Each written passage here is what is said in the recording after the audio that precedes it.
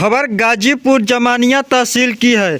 जमानिया तहसील में लटिया और बगरी गांव के बीचों बीच हजारों साल पुराना सम्राट अशोक महान द्वारा बनवाया हुआ यह स्तंभ आज भी उसी तरह खड़ा है, जिसकी चर्चा अब तो पूरे देश में होने लगी है।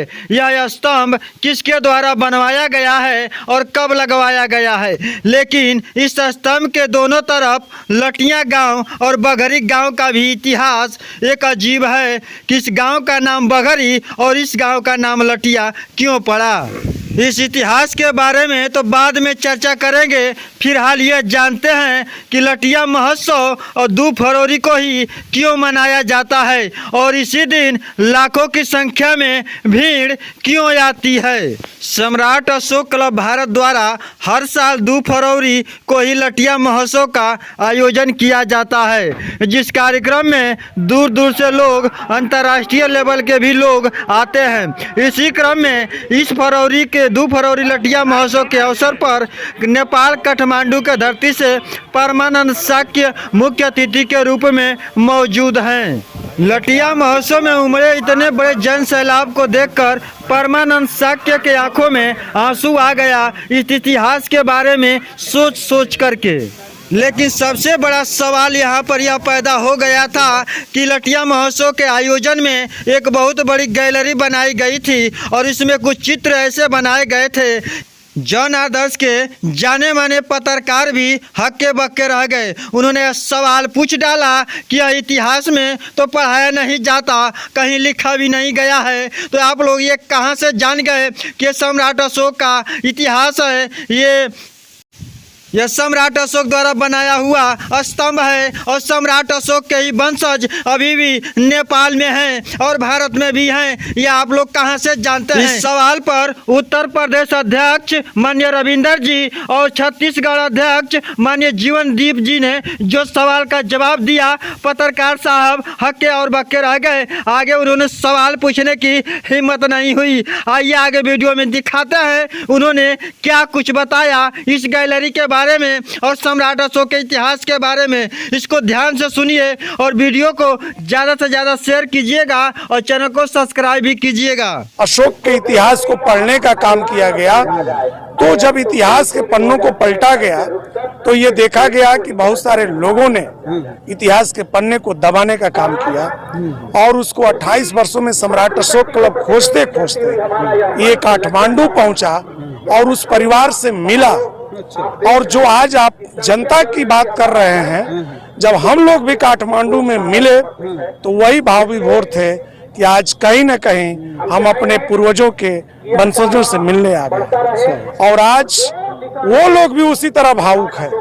इतनी जनसैलाब को देख करके शायद वो सोच भी नहीं पा रहे हैं कि इस देश में हमारे वंशज, हमारे नाना नानी का आज इतिहास इस तरह से दबा हुआ है, जिसको एक संगठन ऑल ओवर भारत में इसको ऊपर उठाने का प्रयास कर रहा है। तो ये जो हम पीछे अभी इस गैलरी को हमने एक बार देखा, जब मैं आया तो मैं देखा बहुत सारे लोग यहाँ भीड़ लगा करके सेल्फी ले रहे हैं। बहुत सारे बच्चे हैं पढ़ने वाले जो खींच करके यहाँ से तस्वीरें ले जा रहा है। इन सारी चीजों को किस तरह से आप लोगों ने वो किया, संजोया किस तरह से, कैसे यहाँ तक पहुँच पाया? इसके बारे में ज्यादातर जो है इतिहास के पन्नों से खोजा गया और संगठन एक हमारा अनुशासित है और जिसकी जो जिम्मेदारी दी जाती है तो उस जिम्मेदारी को उसी व्यक्ति को निभाना पड़ता है। तो इसकी पूरी जिम्मेदारी छत्तीसगढ़ के हमारे प्रदेश अध्यक्ष जीवनदीप जी हैं, उनको ये दिया गया कि आप इस पर कार्य करें। धन्यवाद। अध्यक्ष हैं आप छत्तीसगढ़? जी। तो ये हम पूछ रहे थे, सवाल सबके दिमाग में उमड़ रहा है और मैं जिनको आप ये स्क्रीन पर सारे लोग जो तस्वीर देख रहे हैं उनके दिमाग में ये बात उमड़ रही है कि ये सारी चीजों को किस तरह से खोजा आपने। भारत के इतिहास में तो कहीं पढ़ाया नहीं गया। चारुमती को हम आज देख रहे हैं, स्वयंवर की तस्वीर लगी हुई है, दिखाई जा रही है, कहाँ से खोज लिया? बहुत अच्छा प्रश्न है और बहुत इंटरेस्टिंग है। ये सिर्फ मीडिया का ही नहीं, ये आम जनमानस के लिए बहुत इंटरेस्टिंग सब्जेक्ट है कि भारत का जो वास्तविक इतिहास था वो धूल धूसरित हो गया था और इसको खोजने का जो श्रेय है वो ब्रिटिशिस जो हमारे भारत में जो विदेशी आक्रमणकारी कभी थे, कभी यहाँ शासन के उद्देश्य से आए, लेकिन उनके हृदय में कहीं ना कहीं कुछ चीजें ऐसी आ गई। कुछ लोग, जैसे बहुत बड़ा समूह है, उसमें कुछ अच्छे लोग भी होते हैं, तो उन अच्छे लोगों में से कुछ लोगों ने भारत के जो वास्तविक इतिहास था उसको खोजने का काम किया, क्योंकि उससे पहले जो इतिहासकार थे भारत को सांप बिच्छुओं का देश समझते भी थे और उन्होंने लिखा भी। लेकिन जब यहाँ पे जो इतिहासकार आए, उन्होंने देखा एक ही लिपि में पूरे भारत में कुछ ये कंदराओं में भी है, स्तंभों में भी है, शिलालेखों में भी है, एक ही टाइप की लेखनी है। क्या है ऐसा वो पढ़ नहीं पाए। लेकिन वो फिर यहाँ के जो विद्वान लोग कहे जाते थे, चाहे वो ब्राह्मण हों, चाहे वो क्रिश्चियन के लोग हों, चाहे वो इस्लाम के लोग हों, तो सब लोगों को उन्होंने बुलाया और एशियाटिक सोसाइटी की उन्होंने कोलकाता में स्थापना किया। तो उस स्थापना के बाद बहुत प्रयास किया, लेकिन सब में असफलता मिली उन्हें, कोई पढ़ नहीं पाया।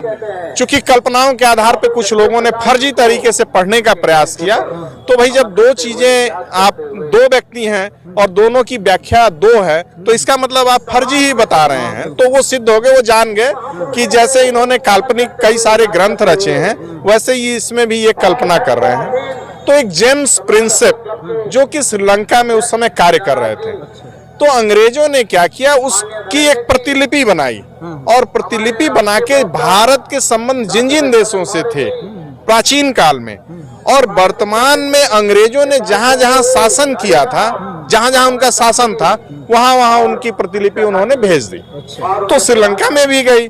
तो श्रीलंका के जब पुरातत्ववेत्ता थे या वहां के जो शासन में थे, तो उन्होंने कहा कि ठीक है, हम भारत और श्रीलंका के पुराने संबंधों पे हम काम करते हैं। तो उन्होंने बताया कि एक कोई भारत के राजा के बारे में तो यहाँ चर्चा है कि बहुत लोक कल्याणकारी राजा था, उसके बच्चे यहाँ आए हैं। तो ऐसा जब उन्होंने सुना, और फिर इसके बाद एक हम लोगों के पास दो भाषाओं का लिखा हुआ एक अभिलेख मिल गया, वो कंधार से। तो वो खरोष्टी और आर्मेइक दो लिपियों में मिल गया, तो वहां से हमें एक एविडेंस और मिल गया। उसके अलावा जेम्स प्रिंसेप इस चीज पे काम भी कर रहे थे। तो जेम्स प्रिंसेप पियदस्सी शब्द को पढ़ने में सफल भी हो जाते हैं और उसी से वो पूरा लिपि वो पढ़ लिए। और जब लिप्यांतर मिल गया तब और भी क्लियर हो गया, और वो सारी चीजें क्लियर होते होते हो गई। तो अब जो आपका प्रश्न, मूल प्रश्न था कि ये कैसे आया, तो एक हमने अपने गैलरी में उन महान हस्तियों को, जो जेम्स प्रिंसेप हैं या वो अलेक्जेंडर कनिंघम, जिनको भारत के पुरातत्व, अब उनको आप अपने गांव की भाषा में भी यहाँ के लोग कह सकते हैं कि हमारे भारत के खसरा खतौनी को बताने वाला जेम्स प्रिंसेप ही था। आज के समय में भी आप मथुरा में जाएंगे तो वहाँ के संग्रहालय में आप 90% सिर्फ बुद्ध की ही मूर्ति पाएंगे, उसके अलावा कुछ नहीं है। और दुनिया का एकमात्र ऐसा वो संग्रहालय है जहाँ कनिष्क की मूर्ति मिली है, राजा कनिष्क, जो एक बहुत बड़े, चूंकि वो थे तो सेंट्रल एशिया के रहने वाले, लेकिन वो भारत आए और उन्होंने बुद्धिज्म को एक्सेप्ट कर लिया। तो ये सारी चीजें हैं। लेकिन जब सम्राट अशोक महान जब प्रभावित हुए बुद्धिज्म से, कलिंग के बाद उनका हृदय परिवर्तन हुआ, तब उन्होंने अशोकाराम, पाटलिपुत्र, जो पटना का पुराना नाम है, वहां पे उन्होंने एक बहुत बड़ा आयोजन किया। किसका? संगीति। बुद्धिज्म में एक शब्द है संगीति का। जब बहुत से बौद्ध भिक्षु लोग धम्म के बारे में चर्चा करते हैं, उनके गूढ़ रहस्यों के बारे में चर्चा करते हैं, उसको लिपिबद्ध करते हैं या कंठस्थ करते हैं, तो वो संगीति कही जाती है। अभी तक 7 संगीतियां हुई हैं। तो अशोक महान ने वो संगीति कराई वहां, कहाँ? अशोकाराम, पाटलिपुत्र में। तो उनके जो गुरु थे उपगुप्त, जो कि कहाँ के थे? अभी हमने बताया मथुरा के थे। तो उनसे प्रेरित होके उन्होंने कहा कि ये धम्म भगवान बुद्ध का इतना सुंदर धम्म है और आप तो लोक कल्याणकारी राजा हैं, तो आप लोगों के शरीर पे मत विजय प्राप्त करिए, लोगों के मन को बदलिए। तो उनका वहां से और भी चेंजिंग हुआ और वो फिर अपने ये जो हमने दिखाया है कि अशोक महान ने पूरी दुनिया में भेजा अपने दूतों को, धम्म दूतों को। अच्छा, ये जो सारा कुछ है ये हर ये जगह जहाँ ये सब जगह, ये महादेव थेरा मैसूर में गए हैं, योना धम्मा रखिता, और जो हिमवंत प्रदेश जो हिमालय क्षेत्र है, जिसको आज का नेपाल और तिब्बत कहते हैं, वो हिमवंत प्रदेश था। अच्छा, ये हिमवंत प्रदेश, अच्छा, ये हाँ ये वाला इलाका। तो यहाँ पे उन्होंने मज्जिम को भेजा, अच्छा, है ना। वो टीम थी, वो बौद्ध भिक्षुओं की भी एक टीम थी, राजा तो उसके हेड होते ही थे। तो वहाँ पे वो मज्जिम थेर को भेजते हैं, और मज्जिम थेर जब वहाँ पे जाते हैं तो देखते हैं कि नेपाल के यहाँ से लुम्बिनी से एक शाखा पहले जाके जो है वो काठमांडू में रह रही है। तो वहाँ पे वो जाके और बुद्ध के धम्म के बारे में और अच्छी तरह से बताते हैं, और फिर रिश्ता और प्रगाढ़ होता है। तो उसी समय सम्राट अशोक महान की बेटी चारुमती की शादी वहाँ पे होती है। और यहाँ पे आके आप देखेंगे तो ये अभी जो मैं बता रहा था ना कि एक शाखा जाके कपिल वस्तु से काठमांडू गई थी, तो उन्होंने दक्षिण कोलीय ग्राम और उत्तर कोलीय ग्राम 2 नगर बसाए। तो ये जो है काठमांडू में अशोक ने 2 नगर बसाए, एक देवपत्तन और एक ललित पत्तन। आज के समय में सोचिए, भारत में तो सब नेस्त नाबूद कर दिया गया। कौन किया ये हमें भी नहीं पता है, और आपको भी शायद नहीं पता हो। लेकिन नेपाल में वो लोग नहीं जा पाए। नेपाल में सम्राट अशोक महान द्वारा बनवाए हुए 4 स्तूप आज भी हैं, और मैं देख के आया हूँ। हाँ, मैं देख के आया हूँ, और वो आज भी हैं। तो ये इतना सुंदर अशोक पत्तन था कि उसको लोग ललितपुर कहने लगे, ललित पत्तन, और आज के समय में ललितपुर ही कहते हैं। ठीक वैसे ही, अब फिर रोक रहा हूँ आपको, ठीक वैसे ही जैसे अभी आपके यहाँ देखिए, ये लटिया है, लटिया है ना। एक तरफ इस लाट के बगल में कौन सा गांव है? एक तरफ लटिया गांव है और दूसरी तरफ बगरी गांव है। शायद आप यहाँ के नहीं हैं। अच्छा अच्छा, ठीक है।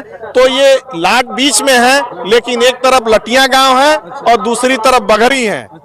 तो ये उनके लिए भी जवाब है जो इसको कुछ और व्याख्या करते हैं। कई लोग इसकी बाघ न व्याख्या करके, यहाँ भोजपुरी में शेर को बाघ कहते हैं लोग, भोजपुरी में शेर को लोग बाघ कहते हैं। तो ये आज भी इसके पैर दिखते हैं। तो गांव के रूप में अभी भी बगरी है, ये गांव बगरी ही है। जहां आप हैं, ये विद्यालय शायद बगरी में ही होगा मेरे ख्याल में। तो ये इसका इतिहास है, अभी ये जीवित इतिहास है, और वैसा इतिहास जीवित आपको नेपाल में अभी भी मिलेगा। तो ये सब चीजें तो नेस्त नाबूद। ये सम्राट अशोक क्लब ने, सम्राट अशोक ने सारा कुछ ये बनवाया था। नहीं नहीं नहीं, देखिए, अब देखिए, अभी हमने स्पीच शायद आपने नहीं सोची। दुनिया के जितने राजा थे वो सब पागल हो गए। पागल किस लिए हो गए कि भाई हम लोग तो लोगों को मार काट रहे हैं, ऐस मौज कर रहे हैं, और भारत का एक राजा ऐसा है कि हम राजा यहाँ हैं और हमारी जनता वहां के राजा का गुणगान कर रही है। ऐसा तो उन्होंने सोचा भाई क्या कर रहे हैं वहां का राजा। तो वहां का राजा जो है दुनिया का अच्छा चीज जो है, भाई इंसान को क्या चाहिए कि हम आपस में प्रेम से रहें, आपस में द्वेष न रखें। तो वैसा ही वो प्रेम वो फैलाना चाह रहे थे। तो उनके सम्मान में, सम्राट अशोक महान के सम्मान में, क्योंकि यहाँ भारत में उन्होंने कई जगह ये लटियां बगरी में कर दिया, संकिसा में कर दिया, सांची में कर दिया, और लुम्बिनी सारनाथ में कर दिया। तो दुनिया के तमाम देश के राजाओं ने, राष्ट्राध्यक्षों ने अपने अपने देश, ये देखिए टोक्यो जापान में है, ये राजा अशोक नहीं बनवाए, भारत सरकार जाके नहीं बनवाई है, वहां के लोगों ने इसके सम्मान में बनवाया। ऑस्ट्रेलिया के लोगों ने, सोचिए ऑस्ट्रेलिया के पास क्या नहीं है, जिसको हम कहते हैं बहुत ज्यादा भौतिकवादी लोग हैं, वो भौतिकवादी लोग वाकई में वो लोग वैज्ञानिक लोग हैं, तभी तो सारी खोजें कहाँ होती हैं। हम तो भारत में खोज नहीं कर पा रहे हैं। अब सरकारें थोड़ा प्रयास कर रही हैं तो कुछ हो भी रहा है, नहीं तो हम तो ऐसे ही थे। श्रीलंका के लोगों ने बनवाया, लुम्बिनी में बनवाया, अमेरिका के लोग बनवा रहे हैं, चीन के लोग बनवा रहे हैं, ताइवान के लोग बनवा रहे हैं, ऑस्ट्रेलिया के लोग बनवा रहे हैं, पूरी दुनिया के लोग बनवा रहे हैं अशोक स्तंभ। आज हमको ये बात समझ में आई, और बहुत सारे लोगों को आज ही समझ में भी आई होगी कि सम्राट अशोक और उनके शासन काल से प्रभावित होकर पूरी दुनिया में उस तरह की चीजें की गई जो सम्राट अशोक। तो यही तो हम लोग 28 साल से कर रहे हैं यहाँ। अंतर्राष्ट्रीय संबंधों में सम्राट अशोक क्लब द्वारा विश्व शांति हेतु प्रयास, ये करने का प्रयास ही यही है। अब भाई यहाँ पे आप देख रहे हैं इतना बड़ा आयोजन हो रहा है, किसी को आपको ये कहने की जरूरत नहीं पड़ी है थोड़ा आप इधर खड़े होइए, इधर क्यों खड़े हैं, ऐसा किसी को सुना है आपने? क्योंकि सभी लोग एक नियम से चल रहे हैं, भारतीय संविधान के हिसाब से चल रहे हैं। और सम्राट अशोक महान का जो संविधान था वही तो आज का भारतीय संविधान है, और सम्राट अशोक क्लब वही पिरो रहा है। और ये तो चाहता है कि ये सिर्फ गाजीपुर या बनारस या उत्तर प्रदेश या जहां से मैं छत्तीसगढ़ से आया हूं, सिर्फ छत्तीसगढ़ नहीं पूरी दुनिया ये माने और जाने और स्वीकार करे। हम आ गए, अब यहाँ पर आ गए, जो आप जिक्र कर रहे थे, जेम्स प्रिस्टेप हैं, पर्सी ब्राउन, अलेक्जेंडर कनिंघम। एक पर्सी ब्राउन के देखिए, जेम्स प्रिंसेप ने तो पढ़ा, जो अभी मैं बता रहा था ना कि खसरा खतौनी जो पढ़ने वाली बात थी कि भाई आप अब तो लोग पढ़ना जान गए हैं, या अभी भी बहुत अच्छे जो ज्ञाता होंगे ना उनसे भी कहिएगा जमीन के बारे में तो नहीं पढ़ पाएंगे, लेकिन ये व्यक्ति ऐसे थे कि जमीन के अंदर क्या है उसके बारे में भी बता देते थे। अच्छा, हाँ, तभी तो इन्होंने खोज के दिया। किसने? इन्होंने, अलेक्जेंडर कनिंघम ने। और ये इन्होंने दिया जो धम्म लिपि लिखी हुई है, धम्म लिपि को आजकल ब्राह्मी लिपि कहा जाता है, जिसको आज भारत पढ़ना भूल गया है, तो उसको वो पढ़ने का श्रेय इनको है। उससे पहले अंग्रेज जानते थे या दुनिया के लोग जानते थे कि ये सांप बिच्छुओं का देश है, ये काल्पनिक कल्पनाओं का देश है, लेकिन इन्होंने उसको स्थापित कर दिया कि नहीं, ये काल्पनिक और कल्पनाओं का देश नहीं है, ये वास्तविक देश है और ये बुद्ध का देश है, सम्राट अशोक महान का देश है। ये अलेक्जेंडर कनिंघम है, इनके पोते अभी भी हैं और लुम्बिनी में वो खुदाई करवा रहे हैं। इनके पोते हैं। और बहुत से लोग जो कोलीय हैं, जो शाक्य हैं, जो लोग मौर्य हैं, जिनकी शाखाएं ऐसा कहा जाता है कि लुम्बिनी के उस जगह से निकली हैं, तो वहां उस जगह की खुदाई इनके पोते करवा रहे हैं।